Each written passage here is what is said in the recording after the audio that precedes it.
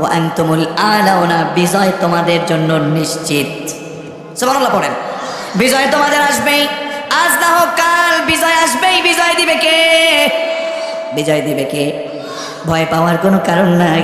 আজ না হোক কাল অবশ্যই আল্লাহর জমিনে কোরআনের আইন বাস্তবায়ন হবেই, আর আমার রব আমাদেরকে অবশ্যই আমাদেরকে কবুল করবেন। কথা বলেন ঠিক কিনা? এজন্য কবি বড় চমৎকার করে বলেছেন, গায়কেরা সুন্দর করে গাইছেন, কত চমৎকার করে।